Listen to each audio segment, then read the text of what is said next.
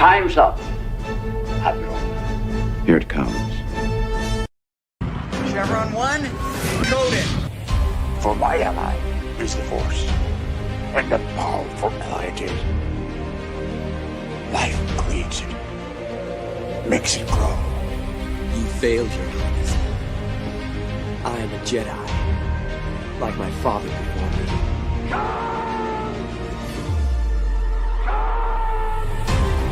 Cry hammer, and let's set the tongues of war. Chevron 2 is coded. Conan, what is best in life? Crush your enemies, see them driven before you, to hear the lamentation of your women. It's all in the reflexes. I'll also say that you're heavy into martial arts, Tai Chi and all that killer stuff. I suppose we have to register you as a lethal weapon. Chevron 3 encoded. And somebody ought to belt you in the mouth. But I won't. I won't. The hell I will. Chevron 4 encoded. Do you expect me to talk? No, Mr. Bond, I expect you to die. Chevron 5 encoded. You take the blue pill. The story ends. You wake up in your bed and believe whatever you want to. You take the red pill. You stay in Wonderland. And I show you how deep the rabbit hole goes. Chevron 6 encoded. Not for while you can, monk boy. Great Scott. Back off, man. I'm a scientist. You shall not pass! I thought I'd die fighting side by side with an elf. What about side by side with a friend? A day may come when the courage of men fails, when we forsake our friends and break all bonds of fellowship. But it is not this day.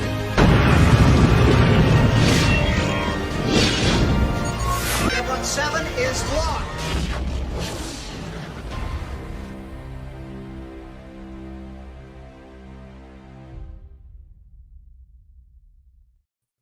Hail and howdy, everybody. Welcome back to Saturday Night Drive-In, where I actually get through the intro without doing anything silly. Here we go. We are here to have a good time tonight. Hey, I stopped playing Stellaris to do this tonight. All right, so let's have a good show. All right, because I was perfectly happy in my own little empire-building world. So you've sacrificed so much. We must all be grateful to you. I haven't sacrificed anything yet because I'm still in the early stages. I restarted a whole new game, but I'm learning, remembering how to do things right. Jed, do you always know how to do things right? Oh, absolutely. All the time. I've never once been in a situation where I felt inexperienced or had to question my own talents or knowledge of the situation. I'm just that good at everything. It's almost like I'm a black lesbian in a modern Hollywood film. It's incredible. Yeah, wow. You don't look it. I mean, so I guess you're reverse ginger siding it by doing that? Yes, I don't know. Absolutely. Yeah. Oh, man. Yeah. So how you doing today? Oh, I'm doing great. I'm excited to talk about this film. It's a lot of fun, and I think we're going to have fun in the discussion tonight. It's not going to be one of those films that we get too deep into the conversation with, like we did with Lion in Winter or something like that, but it is absolutely a conversation I think we'll all enjoy. This it's not a deep movie. It's just a fun movie. No, absolutely. And 100%. And we are joined by my fellow citizen, Dom H. How you doing, Dom? Oh, I'm doing wonderful. You know, I've actually never seen this movie. I always seen scenes of this movie, but I never watched it fully. So I'm like, I gotta check this out. All right. Like, I watched it fully yesterday. I'm like, oh, the fucking movie is awesome. And I kind of watched it a little bit again today. But yeah, it's just a fun movie with, you know, Harrison Ford, Tommy Lee Jones. Like, oh man, so we got a fresh take here. We got a fresh take. All right, I wasn't expecting that. All right, it's not me this time. I've seen the movie before. Yeah, I'm bad with some movies that I haven't seen. So I'm old, so I was there when it came out, based upon the TV show The Fugitive, which I've never watched, by the way. I've never seen the TV show, so I can't say I'm that old. Yeah, I was like 1 year old when this came out. Yeah, so it would. But I remember when this came out. This is, I think, the second movie I ever saw with Tommy Lee Jones in it. The first one was Under Siege with Steven Seagal. That was the first time I saw Tommy Lee Jones in anything. But this is what we call, at least what I call, a standard thriller. It's a standard thriller. It follows its procedure, the inciting incident, the in between where you're trying to figure out what's going on, and then a rush to the conclusion. And what this movie does successfully is that, honestly, I'll start. The casting was good. You can't go wrong with early 90s Harrison Ford. I mean, he was at the top of his game. And Tommy Lee Jones just steals every scene in this movie he's in. It's great. There's a reason he won Best Supporting Actor at the Oscars this year. I never realized that until researching for this show, but this film was nominated for several Oscars and won several. I don't know what its competition was like, but it doesn't seem likely. Like you were saying, this is just a straightforward thriller, accomplishing the basic steps that you'd expect of it and doing a phenomenal job at it, but not trying to be film or cinema or something beyond what it was. And so, the fact that it was at the Oscars is wild. When you look it up, I know it's 93. What month did this come out? Do you know? I'll have to look that up. Okay. Because depending on that, my next statement depends on what month it came out in. I'm assuming this August. Was summer. August. Okay, so August. Summer. End of the summer. This is a standard. Hey, it's an end of summer blockbuster. Bring everybody in, have a good time, and like you just said, this movie knows exactly what it is because it was working from source material, so they had something to build on, a respected old TV show. But then let's just give it the modern twist. All right, so Jed, why don't you set it up for us? It's your week. All right, so The Fugitive follows a doctor played by Harrison Ford's Richard. I can't remember his last name now, but Richard Kimball, who he's very prominent in his field of cardiovascular. I don't know if it's cardiovascular. I just know he's a great surgeon. He's like some rich surgeon, dude. Yeah. And after a big fundraising event that he attended with his wife, he came home to find her murdered in his house and the man who committed the murder fleeing. He tries to apprehend the man, but decides to focus on saving his wife, which is actually something we see throughout the film, is if it comes down to accomplishing a greater good or his own escape or something like that, he will always sacrifice that to save a life or try to help someone in a dangerous situation. So we started off strong with him going straight to his wife as soon as the bad guys left. And of course, the cops assume it's him. Her blood's all over his clothes. His fingerprints are on the murder weapon. Everything just points to him being the killer. So he's arrested, spends a year going through the judicial process until the inciting incident when the prison transport he's in, the bus, is rolled over by some convicts trying to escape, and he's able to get out into the wild. And Tommy Lee Jones's U.S. Marshal character is sent to track him down, try to figure out where Harrison Ford's gone. Harrison Ford's just trying to figure out who killed his wife and prove his own innocence while staying a step ahead of Tommy Lee Jones. It's a simple premise. We've seen stuff like this before. But it's the execution that makes this work. Absolutely. And what I found interesting this, Dom, you've seen a lot of Harrison Ford movies, right? Yes. Yeah. You Star Wars, Indiana Jones. Yeah, a lot of stuff. How do you feel about his performance in this one, comparatively to the usual high action stuff? I thought he killed it in this movie. Just like you felt like he was always on the run, and like he always had a like there was no like relax points for I felt for him. You're right. Yeah. He's constantly moving, and what I really feel great about seeing this is this is one of those movies that really shows Harrison Ford's range, because Dr. Richard Kimball is a very subdued character. He's not bombastic. He's not witty. He's not Han Solo clever. He's not Indiana Jones quirky. He's just subdued, or any other movie where he's just like a businessman or a detective. I mean, we did Blade Runner last year. He's not the sort of disenfranchised character he was in Blade Runner. I suddenly can't remember his name. I know people pointing bad. Decker, thank you. People saying bad nerd, shame on you. But it's Harrison Ford, Jed, he really emotes. Most of his acting in this movie is emoting. Is that a fair thing to say? Oh, absolutely. There's subtlety to his performance. And I apparently am in the minority. I often feel like Harrison Ford phones in a lot of his performances, not just his modern ones. His modern ones, everyone agrees with that one. Oh, yeah. But even some of his older ones, I don't get a sense that he was trying or that there was depth to the character. But this performance, I can absolutely see it because Kimball's not a talkative character. He can't be, as he's trying to avoid attention being drawn to himself. But when he does speak, there's multiple layers to it. And just with such simple lines, the one I want to point to right now is after he's escaped, he's gone and he shaved his beard. He's in the hospital trying to escape. And the security guard mentions that they're looking for Dr. Kimball. And he just smiles and say, "Oh, yeah, I've seen the man you're describing every time I look in the mirror." And then he just walks away. Just the subtlety of that is really performed well. A sense of humor. And he throws in the line, except for the beard. Except for the beard. Except for the beard. He don't want to like. No, go ahead, Dom. I feel like he could have like hide his identity more if he shaved just like his head, but maybe Harrison Ford didn't want to do that. Maybe. It might have helped a little bit. Yeah, but he's not. Yeah, Harrison Ford's not shaving his hair. Well, that's actually a real technique for staying out of sight, is to actually draw as much attention to yourself. There's the two types: try to have a little attention drawn to yourself as possible, or have the most drawn to yourself as possible. So if you're trying to hide somewhere, be the most bombastic character around, and they're just immediately dismiss you.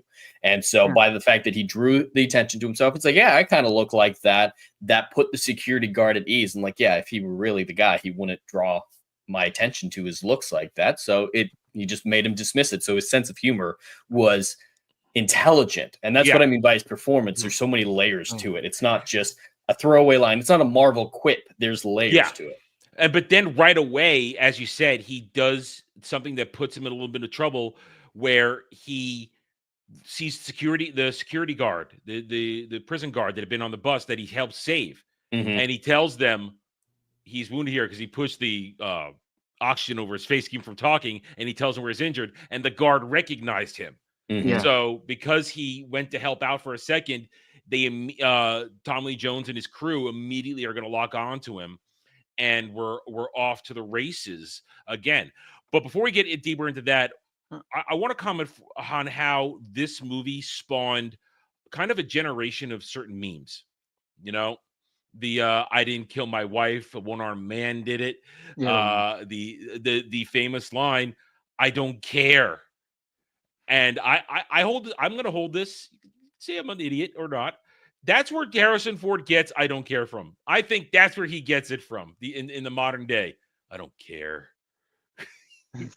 Tom Lee Jones. I think it's true. He's definitely grown as an actual human into Tommy Lee Jones's character. Just doing his job, being good at it, but not really caring about what's going on around him. He's definitely become that person. So, you know what I just realized? I forgot to tweet this out. Oh, that's hilarious! I totally forgot to do it. How dare you? God damn. All the people you mess with on Twitter. I know the 5 people that look at my posts. I see your posts. I was waiting for your notification. I was like, oh. Yeah, so I was playing Stellaris and I forgot. I told myself, remember at 5 o'clock to do it. And what I do at 5 o'clock, I got up and I reloaded the dishwasher, and then I came back and played Stellaris. Well done. One thing I want to say about the whole they made the Chicago PD is like kind of scummy in here. Like they go after him. Yeah. That one cop, he's like, they're so convinced he's the killer. Like, and one of their motives is like, so your wife made a lot of money, right? She comes from a rich family.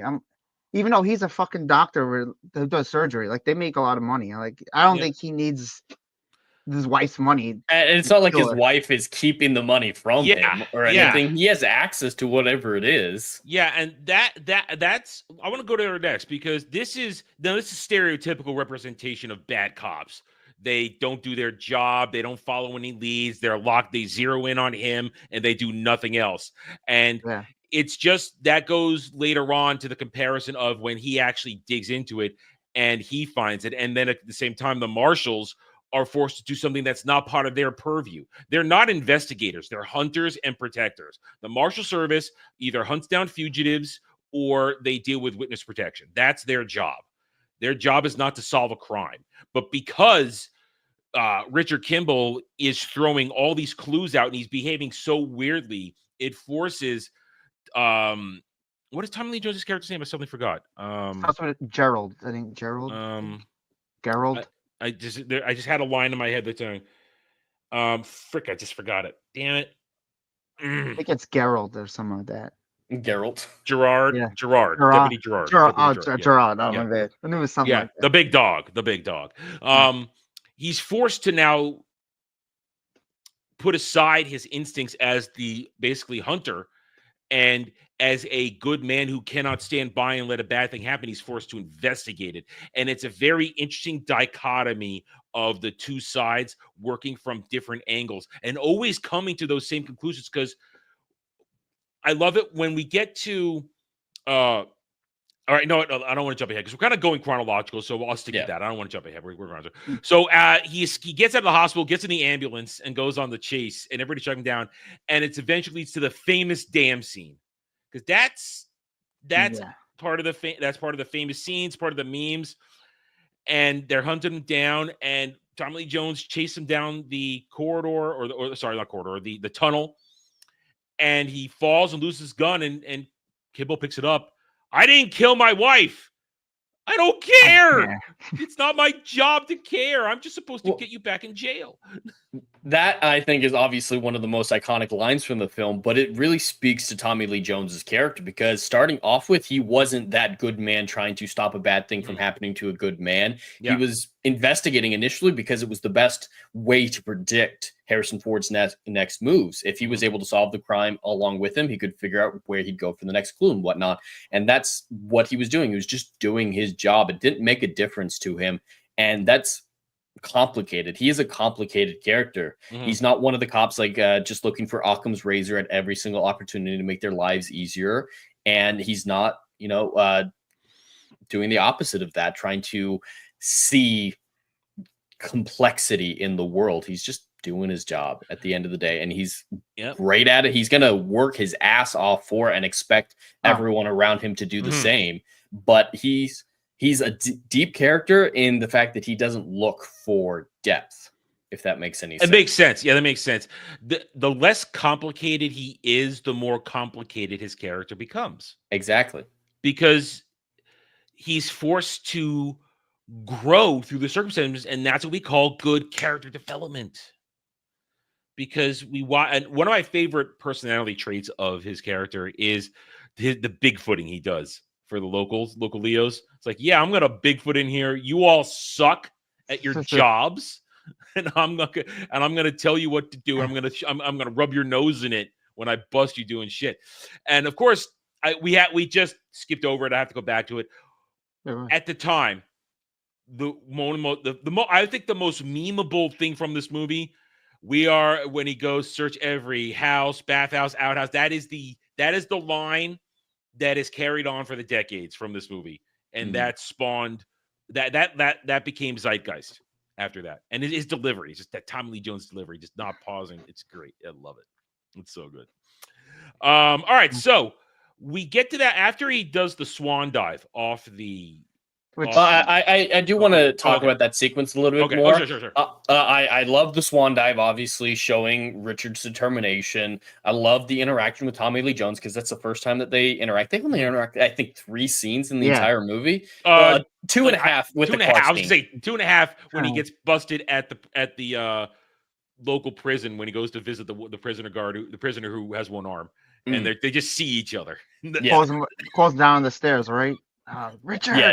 Yeah. Briefly sees him there, but this is their big interaction. So we obviously get a lot of character work. I do have some issues with the geography of this scene. Like, why in the world is there a tunnel going through a dam? That's not a thing. And then when they go down into the sewers, I don't know engineering. There's light coming in. Like when Tommy Lee Jones climbs into the sewer, there's just random lights from outside, like holes up to the sky. If they're in the middle of the dam, as is portrayed, those are going up a good 40 feet to get sunlight, and that sunlight has to be high noon. Damn it, Jed! Don't poke holes in the scene because of lighting.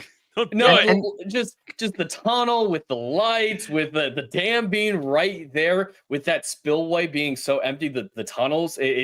I've never heard of a street sewer system feeding into the spillway of a dam. I listen. That's I don't know. bizarre. I don't know. That's what I say. Just the geography of it just had me scratching my head of what the hell happened. I'm okay with the coincidence of them cornering him in a tunnel because it makes strategic sense to target the tunnel because it covers up a lot of his means of escape. So I'm okay with that. But the fact that the tunnel's connected to the sewer system like that it's connected to the dam, it's just a lot of series of coincidences. The C word. The C word. Yeah. And surprisingly, though, this film doesn't have that many coincidences. I will have to give it credit for that. This is the big area where it does. But besides that, they're not suddenly losing their intelligence to let Harrison Ford escape in certain scenes. They're not magically, oh my God, there's a parachute sitting right here. Let me grab it. There's something just bizarre like that. And the only other big coincidence of the film, it's the reason I called it the inciting incident, is the bus crash. I'm okay with coincidences for inciting incidences. They're the whole reason the story happened. So that can be as big of a coincidence as you want. And that's why I call that the inciting incident rather than the murder, because we're following him because he went through that inciting incident and survived. Well, I got another one with one coincidence. I can never say that word. The one when he goes into the house, he rent their apartment from those people, and the guy gets busted for the drug deal.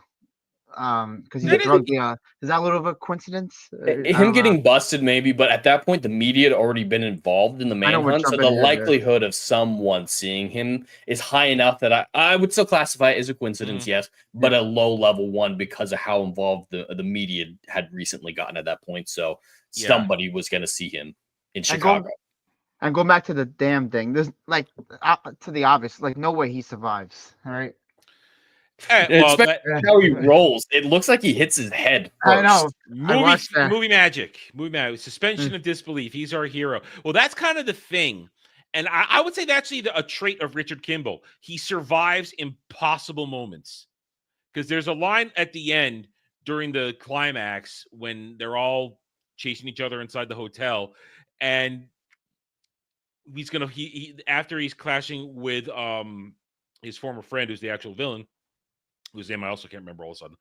He falls through a thing, he lands on top of the elevator, and as they're about to get him, the elevator starts to go down, and Joe Palomino, I can't ever say his last name. His name's Cosmo in the movie. Cosmo, thank you, Cosmo. Yes. Cosmo goes, "What's with this guy?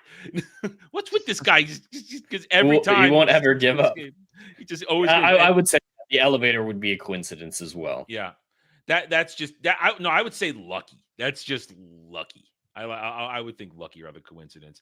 But all right, so the dam and the movie does something that I always like when they do it well. Good old-fashioned time skip. Good old-fashioned time skip where things are cooled down a little, a week or two, maybe 3 weeks passes, and Kimball goes underground as he heads back to Chicago. But then the movie tries to show you throw you a twist when we resume the story, and Tommy Lee Jones and his crew are hunting down the black dude who had escaped, who Be Good, Mr. Be Good.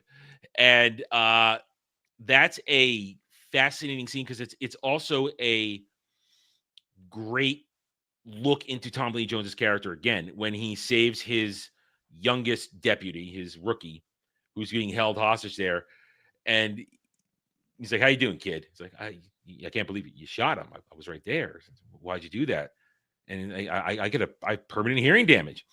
And he says, walks in, it's like, "Can you hear me?" Like, yeah, I can hear. I don't negotiate. I think he says bargain. I'm not saying bargain. Bargain. Yeah, bargain. You're a bargain. I can.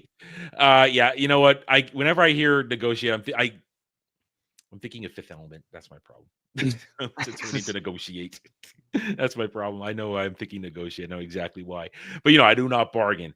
And it's just no nonsense. No nonsense. Because that's a balls to the wall move. Just to shoot that dude. Oh yeah. And here's what I like though. There's still a little bit of dry comedy with the screaming woman. It's just stop. Like, shut up. Shut up. And she's just screaming for no reason at that point. No one's threatening her. She's going, Stop it. Well, I love that moment when he kills the black dude too, because in comparison to a later scene when Harrison Ford is escaping the county lockup, and Tommy Lee Jones takes kill shots when he shoots him through the glass. Those are kill shots. That was a double tap right to the hesitating. head, man. That was a double He's tap. going for him. Yeah. Yeah, he has no qualms about killing the people he's going after. It's just his job. And at that point, he's kind of suspicious that Harrison Ford might be innocent, and he doesn't care. But he's also pissed off. Yeah, because that I actually really always love that scene because it goes Kimbo, and he says, "Don't do it," and he stops on the door, and his leg is caught, and the camera angle through the door and of Tommy Lee Jones's face, it's a really great shot as he just makes a look of "Don't do it, I'm gonna do it," and then does the double tap, and then it cuts to Harrison Ford. You see the bullet holes, and then the blur changes, the camera shifts, the focus changes. Thank you, focus. That's the word I was looking for. Focus changes, and Harris was just like, gets out. The cinematography in this film is fantastic because that's character work through camera work. Yeah, that's when you know you're a good cinematographer, so you can give us character development through that. So we get to the time skip, and they get a lead on Kimball because he calls his lawyer for whatever reason, For money. For information and money, and then he tells him, "I'm in St. Louis," but everybody hears the elevated train, and they kind of work it out. And there's a little more comedy. I want to hear what an elevated train sounds like. And at this point, I would trust Tommy Lee Jones to be right. Like he says, never question the big dog. The big dog's always right. He's predicted so many insane things throughout this film and been right every time. If that man says it's an elevated train, it's an elevated train. That was right after they found out he was still alive from the the dome, because they so like because like he's like so motivated to find him. Everyone's like convinced like to give up. Oh, he's dead. Don't worry. He's fish food. And he's like, no, I want to find him. I want dogs. I want this. I want that. Yeah, like, we're not going to do this. That costs time to drain it. You got draining nets. Don't do it. It's your job. Like he was just and they're like, he's probably just dead. Well, that'll make him very easy to find. So it's a quick day's work if you're right. You're right, but he wants a body, and he wants concrete evidence, and he didn't give up. So the story resumes, and now this is I would say, to me, climax aside, I love it when a main character who's in this type of situation goes to put the puzzle together. I find it fascinating, and like you said before, Richard Kimball doesn't say a lot. The most he'll say is in the confrontation in the hotel event later on for the insurance company, Procter Gamble. And now it's just a lot of Kimball going about infiltrating things to try and find the perpetrator, to find the one-armed man, because that is the key. The one-armed man is the key. But here's what's fascinating to me. What's the name of the, I'm gonna look it up. What's the name of the main villain, the mastermind of the whole thing? Well, Sykes is his sidekick, and played by the fantastic Andre Kastoulis, Jakar from Babylon 5. Should know that. I'm bad at remembering names. R.I.P. Andre Kastoulis. Dr. Charles Nichols. Nichols. So he goes after. I think it's a fascinating move for the story to have Nichols be so cooperative with him, and also not in no way, shape, or form helping the marshals. Because whenever Tommy Lee Jones is shook around, I mean, he tells them the truth, but then he doesn't try to throw more suspicion onto Kimball. I find that fascinating.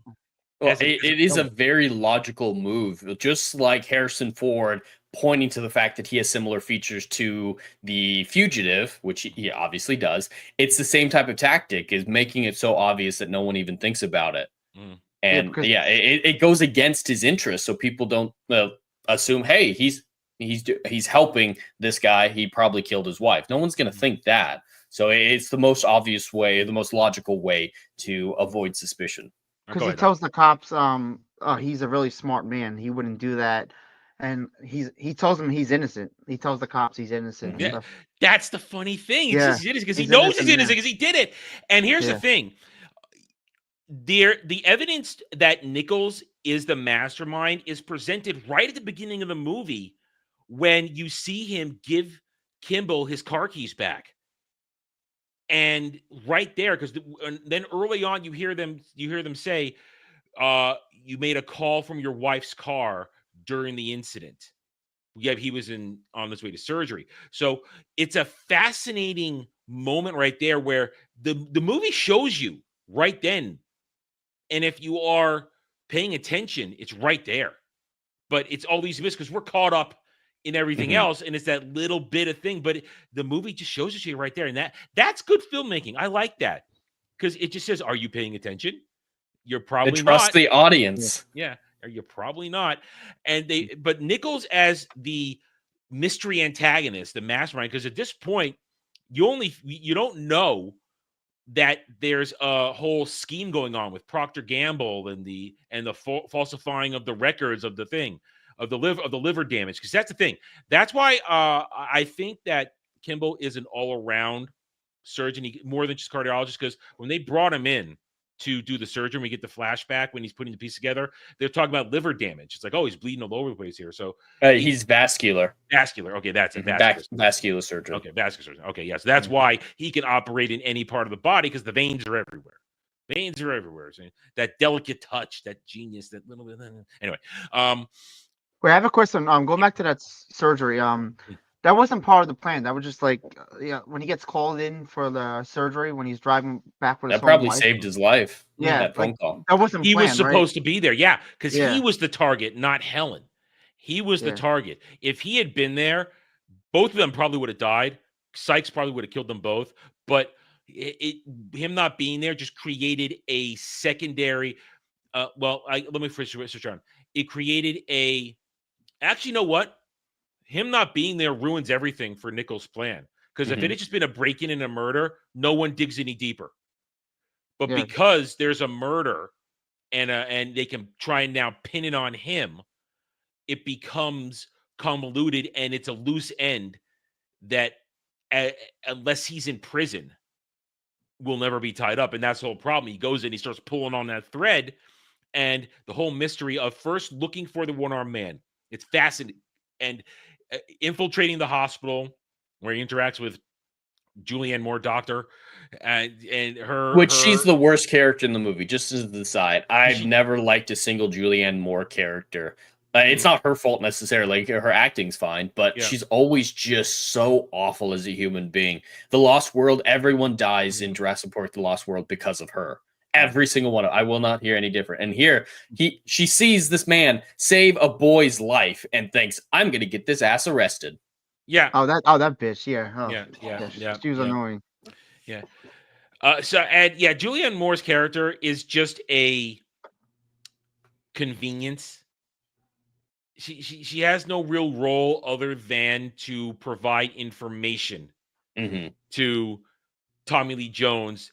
Why is Richard Kimball doing this? And that it's one of the it's an instance just to make Tommy Lee Jones think, okay, he stopped in the middle of all of this to save a kid. Yep. Something is now nothing's really adding up. Because that's what I think that's an inciting moment that makes him think about it. Because they're there. Then him and Cosmo spot the amputee dude going to get a checkup at the prosthetics department.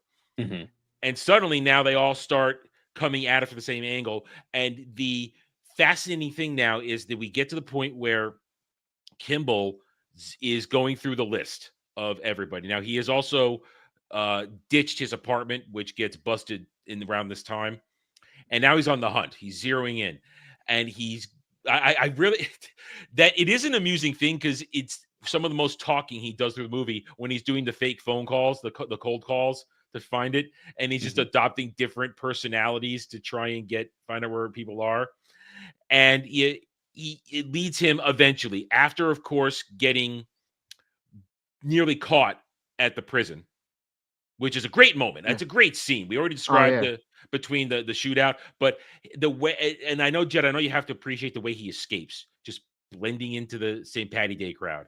Mm-hmm. It's nice and simple, and it's nothing extravagant. It's grabbing a hat and a jacket and turning around and then slipping away when he knows they've lost sight of him, because this is 1993. Surveillance wasn't what it is now in terms of eyes in the sky, cameras everywhere. If you lost sight of somebody in that kind of pursuit, especially in a parade crowd where there's people on the sidewalk and there's people in the street, never going to find him again. It is lucky that there was a parade there, but Richard Campbell always does the intelligent yet obvious thing in every situation. Like, that's the most obvious thing to do, is blend into the crowd. But it feels refreshing to see him have that level of intelligence. Yeah, and he doesn't overreact. He doesn't panic. He's just, and then he calmly slips away, and he zeroes in on Sykes. And here's now where things get really interesting. And now we're in the third act now, I would say. This is where when he gets to Sykes, because he goes and breaks into Sykes' apartment. And I love it that he spots the undercover car watching Sykes' house. I love it that he spots it.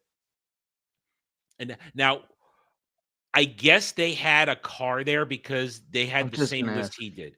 They had the same list that he downloaded from the prosthetics department. And he breaks in, and we get the pieces completely start coming together, because he goes through the photos and he sees Procter Gamble, and he sees the other doctor who had been falsifying the records in the picture. And now it's a brilliant moment. It's not so much an interaction scene because they're not on camera at the same time, but the characters interact when he calls in to let them know I'm here. And remember what I said to you in the tunnel. And that's a great moment too, where they're all relaxing in there, they're all chilling out, they're all doing, and then suddenly they're like, oh, it's another fake Kimball, and then Tommy Joe's like, and they're recording, and then that it's a great shift in Jed. Tonal shift is so important in a movie. Oh yes, absolutely. It's what makes you feel like you're involved. The tonal whiplash can take you out of the film entirely. Like, if you see a family just murdered and someone says, "Ooh, extra crispy," you're going to be confused about how you're supposed to feel about that. And this film, the blend between comedy and action is flawless. It all makes sense that you don't feel like you're confused about how you're supposed to feel or what the characters are feeling, or if someone's secretly a psychopath when they make a joke like that. Yes, there are examples of that in modern films, but yeah, tonal shift is an essential aspect of immersion. And in that moment, it's a perfect blend of casual on their side, but intensity on his, and it's a nice seamless transition to intensity for everybody. And they come over to Sykes' place, and then Sykes comes home, and I love the interaction in this scene. I love it. When Sykes walks in and the marshals bring him in, and Tommy Joe's just sitting there. You had a break-in, Mr. Sykes. Delivery. You had a break-in, Mr. Sykes. And he says, have you ever met Dr. Kimball? No, I haven't. But I heard he's after a one-armed man. Does that mean I killed his wife? And everybody's just like, it's like, yes, you did. Because, of course, we saw him in the opening moments of the movie, so we know it's him at this point. But, and now we get a veteran character actor like Andre Kostulis, who is just fantastic. His presence seals the deal. This is a scummy son of a bitch. Ex-cop, dirty piece of crap. Which now this is me thinking outside the box. There's no evidence whatsoever. I wouldn't be surprised if there had been if there were cutting room parts where he actually interacted with the cops on the case as an ex-cop and kind of threw suspicion off of himself or something. I don't know. I'm just thinking outside the box. I remember when I've seen this movie a million times, and it's my own copy, and I have it on here. I was playing Stellaris at the same time. Yes, more Stellaris. But I do stop, and I'll turn and I'll watch.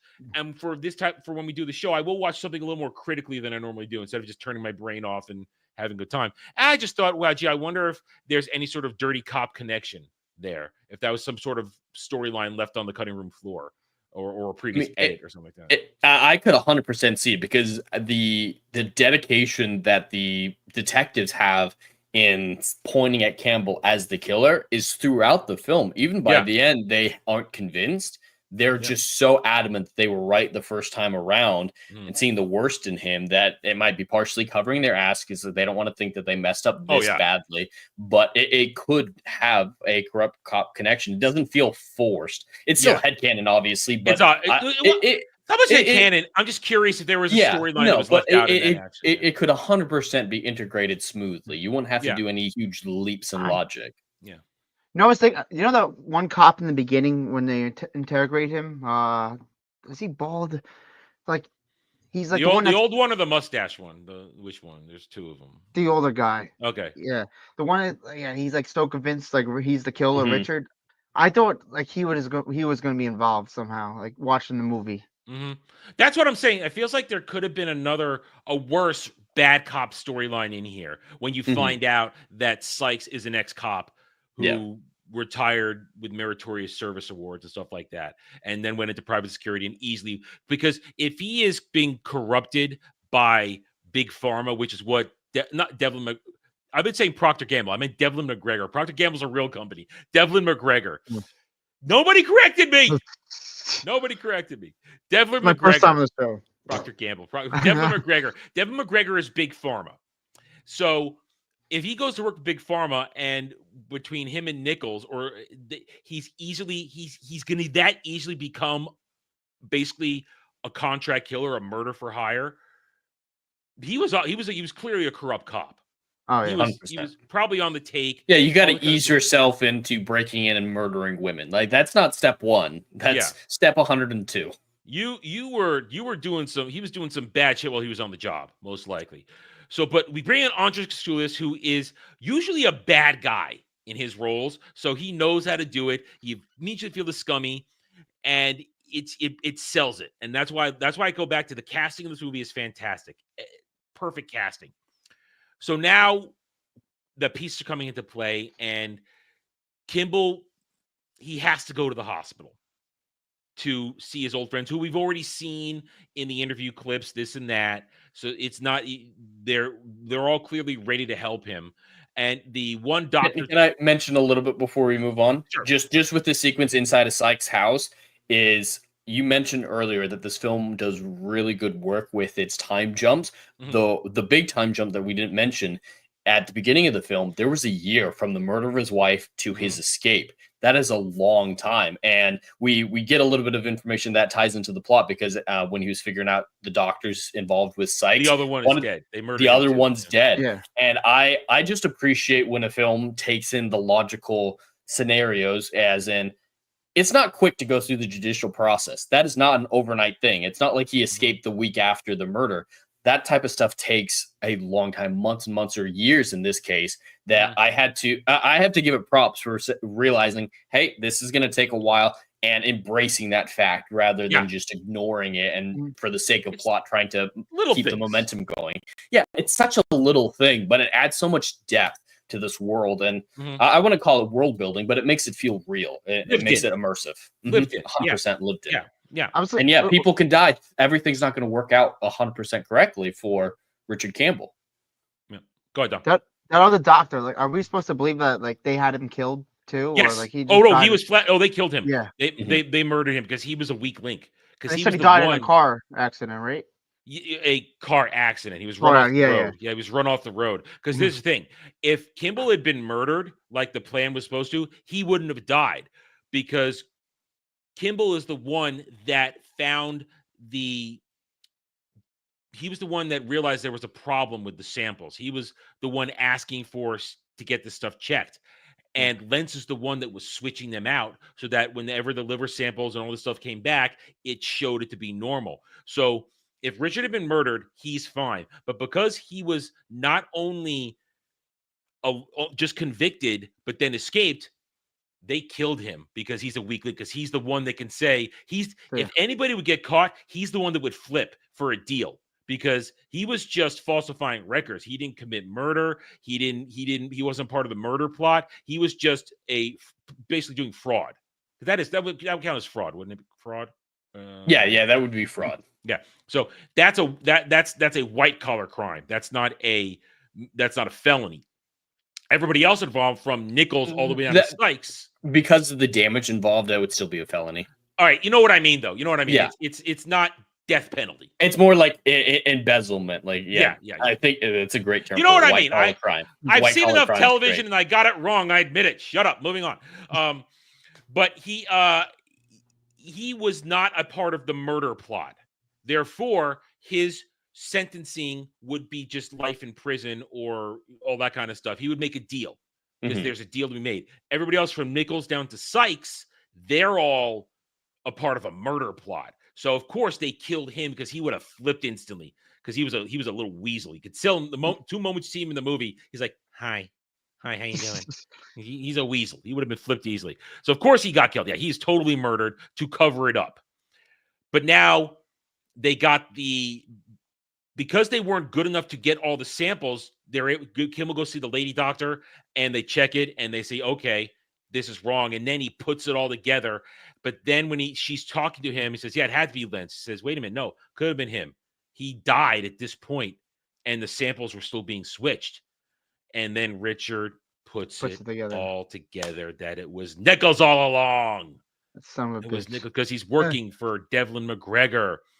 But we get now we're in the high octane thing. Now, unfortunately, the janitor or the file clerk, not janitor, he's the file guy. He's a silly old man. He doesn't answer the question right, and Ponytail busts him on it. But we get to a great part. And here's a little fun pop culture fact. Now, the train fight with Sykes, that's great because that's just a raw stumbling around, not trained dudes. Well, Sykes would be trained, but he's got one arm, so clearly whatever training he has isn't effective anymore. Yeah. But it's ruffled him around, and of course they kill the subway cop. Now, have you guys watched the show Scrubs before? No, I haven't. That is the janitor from Scrubs. And several years in, they did an episode where the main character, JD, was watching The Fugitive, and he sees the janitor in the movie, and he goes, were you in The Fugitive? He's like, no, what are you talking about? And the whole episode, and the janitor and him, janitor hates him. He's his arch nemesis throughout the entire series.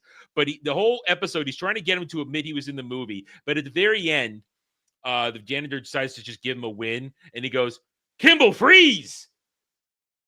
So it's a funny little pop culture thing where they kind of did a little meta for it. That even though he's not an actor, but he was the actor in the movie, it was fun, and I always appreciate that. So it's a nice little thing. It's a little pop culture trivia for you there with Scrubs and The Fugitive and everybody involved. Yeah, so that's a great thing, and that's the thing we were talking about before, where you said that the Chicago PD think he's a cop killer now. Earlier we said that's going to make them double down even harder. They think he's a cop killer. They're going to kill him on sight. But Richard's so determined, he doesn't give a shit at this point. He goes right to that little party they're throwing at the hotel. And I would say this is Harrison Ford's best scene in the movie. When he walks in and gives the speech. It's the most he says at one point either, too, in a movie. It's the most he says in a single scene as Richard Kimball. And I really love the contrast because when he comes in, before he even says anything, Nichols sees him. He keeps trying to sing, and then he fumbles his words and says, murder. Oh, I just said that. and then the confrontation happens, and it chases. All right, so it's been a I wouldn't say slow burn, but it's been a proper thriller buildup at this point. How do you guys feel about the whole execution of everybody coming together in the hotel from the different angles and everything in this climactic moment? How do we feel about this? What do you mean? Like just that everyone the whole sequence of events. The sequence of events, the fight, the chase, the cat and mouse, the interplay, even the great Tommy Lee Jones. Tell him to get those copters out of there. Why? I don't want to get shot. But you asking like it. Go You ahead, asking like it makes sense and stuff like. Well, I mean, how do you feel? Are you pulled in this point? Are you wrapped with attention? Yeah. Does everything feel like it's properly coming into place here? Yeah. I mean, how do we feel about it?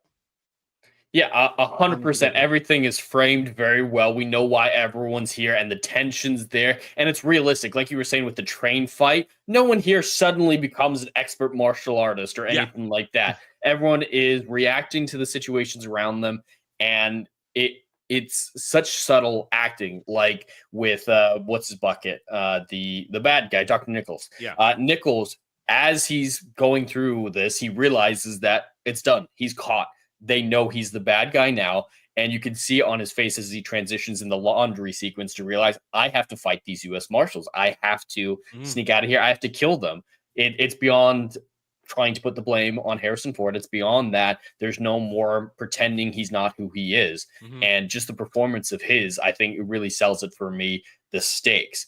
And it's nice to have a villain and hero interaction where one's not logically way stronger than the other, and it's kind of unfounded. A sloppy old man fight. It's a sloppy old man fight. What do you guys think of like the sound effects or like the punches and stuff like that? It's like, pow. That's just classic movie stuff. Yeah, sound effects. Yeah, I didn't mind resisting. Yeah, it's fine. I tune that shit out. That's decades of listening to that stuff. That's not bad. But I love the fact that, like Jed said, it's not heavily choreographed. It's haymakers. It's struggling. There's battle damage. There's a lot of battle damage. A lot of battle damage. When they get hit, there's real pain because these are not guys who are built for fighting. And it's great. And what I love is once Tommy Lee Jones is in there, and they're in the laundry room. They got it all. Everybody's in the same spot. And Dr. Richard Kimball, I know you didn't kill your wife. And he lays it all out. And to Jed's point, Nichols knows there's no way out. He's done.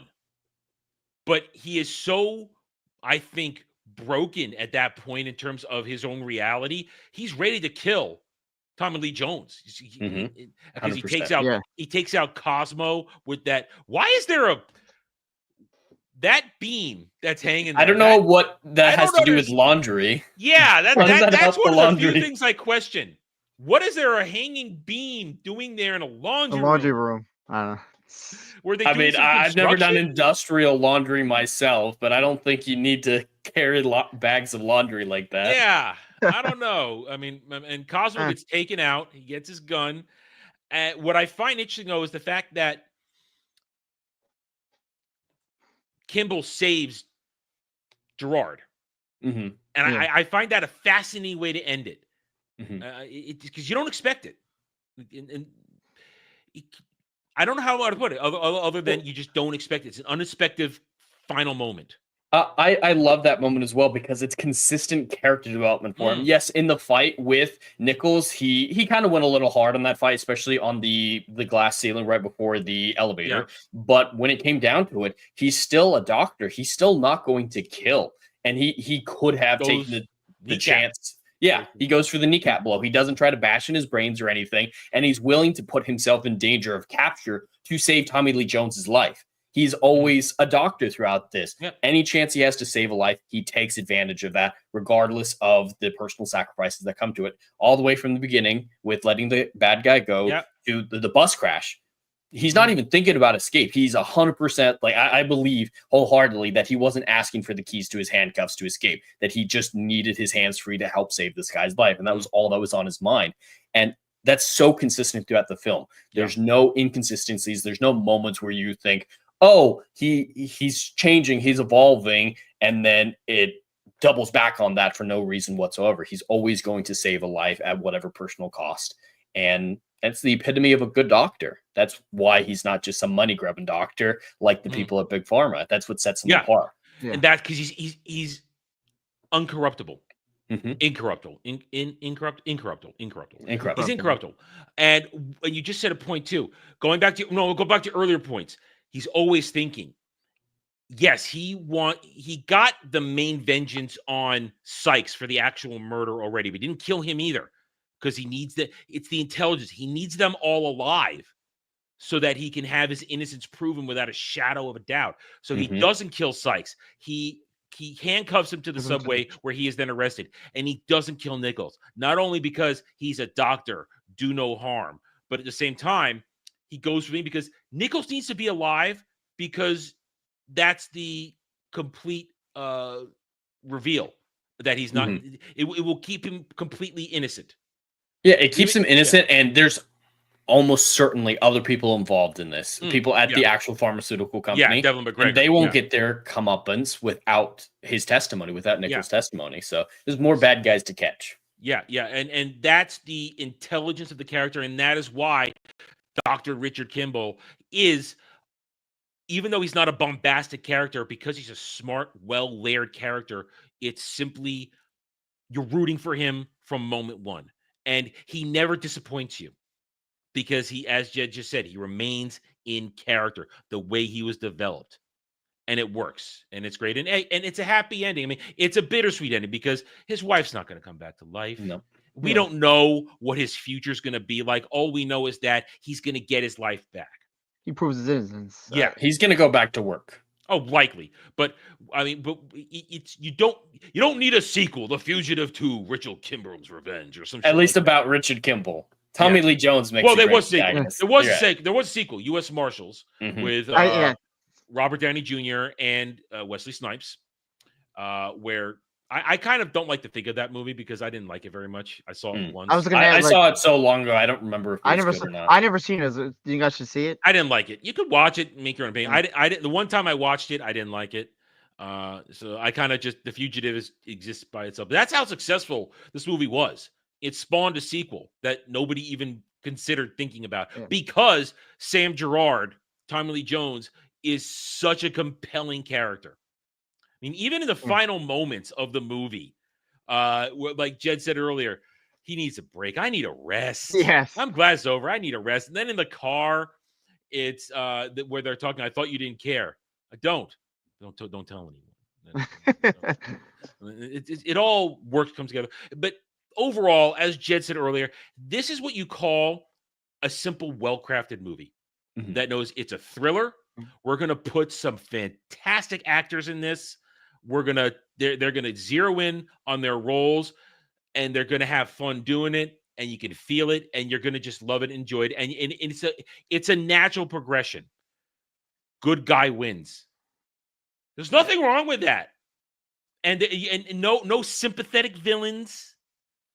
No, but let's give them a chance of redemption. No, these are bad people, did bad things, and they got what they deserved. They got caught, and our hero perseveres. They don't make movies. They don't make movies like this nowadays. They can't.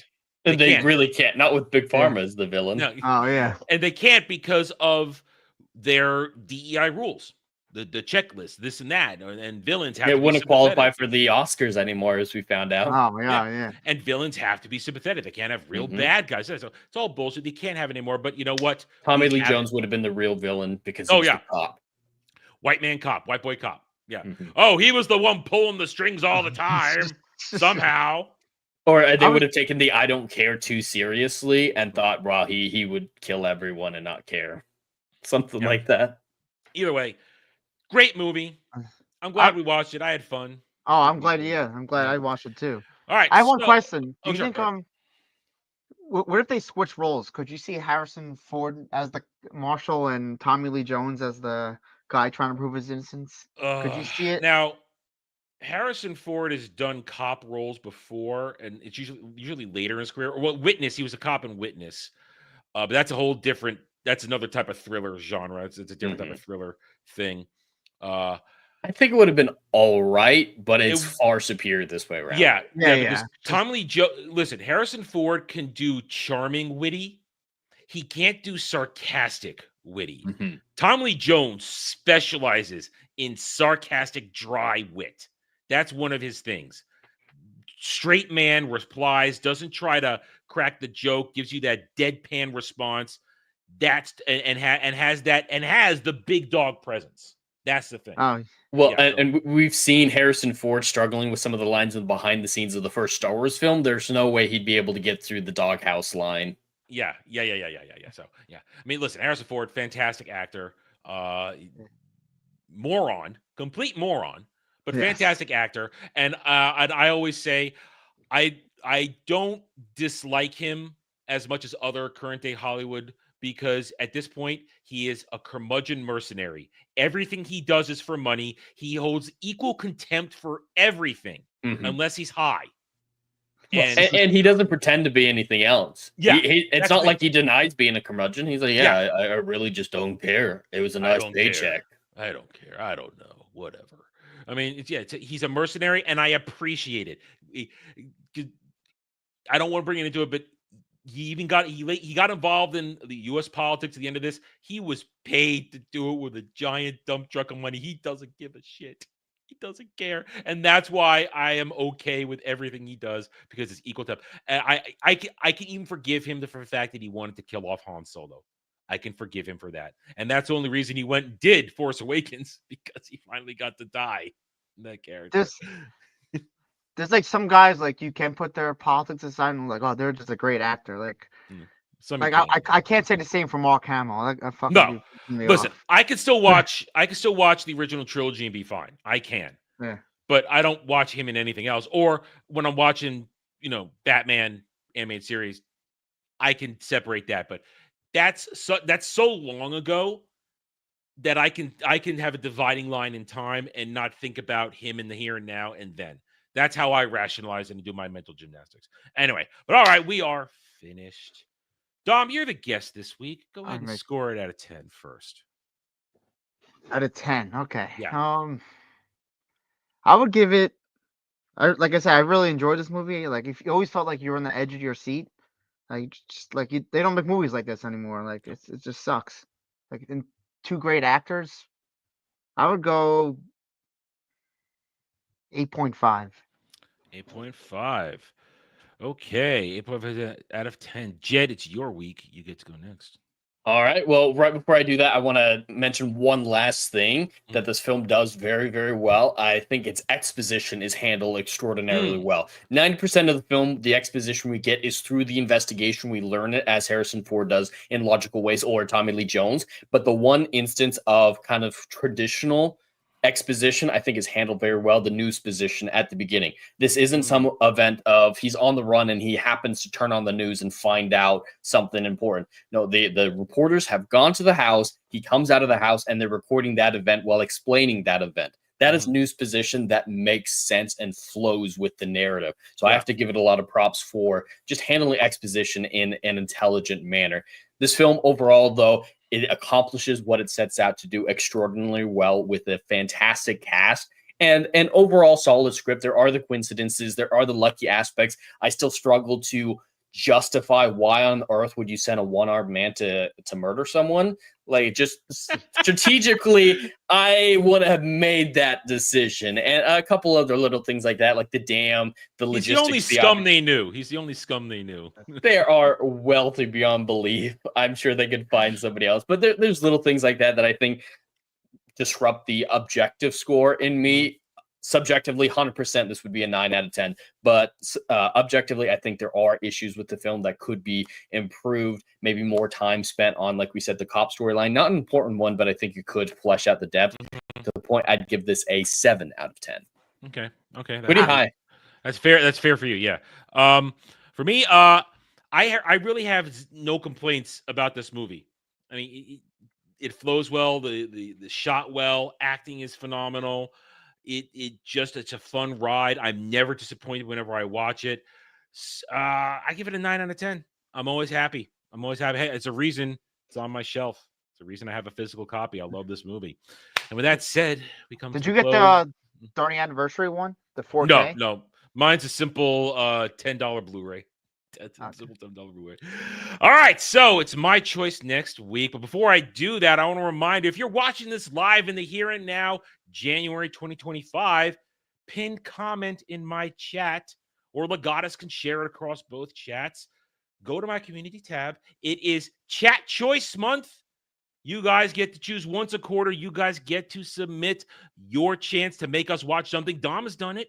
You can do it too. It's not hard. You go to the community tab. It's the best place to do it because I can find everything. It's all centralized there. And just say movie title. The rules are there in the post. You see what they are. And just suggest it. We've got a bunch of suggestions now. In about another 2-3 weeks, we will hand them over to a third party who has not submitted a vote. So it's been a suggestion, and they will choose the top choose five, and then I'll put it up for a vote for a week, and you guys get to choose which one Jed and I want. So go participate. We give you guys a chance. Other than that, next week it's my choice. Jed, have you ever seen the movie Dark City? I have not. Ooh. I don't think I've seen that. Oh, you ready for a little mind effery, dark science fiction? Let's do it. Kiefer Sutherland, Jennifer Connelly's in it. Ooh. I forget the name of the main dude, the main character, the main protagonist, but you'll recognize him when you see him. Good, solid. It's a cult classic at this point. It's not anything major. It's a cult thing. Dark sci-fi fans really love this movie. It messes with your head a little bit, makes you ask questions, doesn't give you a lot of answers at the very end. So there'll be a lot of wondering this now. So next week we're watching Dark City. When did it come out in? What year? 90s. 98. 98, yeah. So join us for that one. Should be a good one. I know we're going to have some interesting conversation. I wanted an interesting conversation one. It was my turn to throw one of those out there. So we're definitely going to have an interesting conversation surrounding Dark City. Either way, though, thank you to Dom for joining us today. We hope you. Thank you for having me. Oh, no problem. Oh, yeah. No problem. There's a lot of, yeah. And when eventually we get around to Miracle, you've already put your name in the hat for that one. Yes, so we'll have you back I love for that movie. when we get around to Miracle. But either way, though, thanks to everybody for joining us this cold Saturday evening. Hope you had a good time. Hit those like buttons, subscribe. And if you are watching live right now, you're going to be directed over to the Among Us gaming stream, which starts in 2 hours. Where I'm gonna murder Dom at some point. Yeah, I'm sure he is. It's gonna happen. He loves to do that. Anyway, all right, everybody. Thanks for hanging out with us. We'll see you next time. Until then, take it easy, everybody. All right.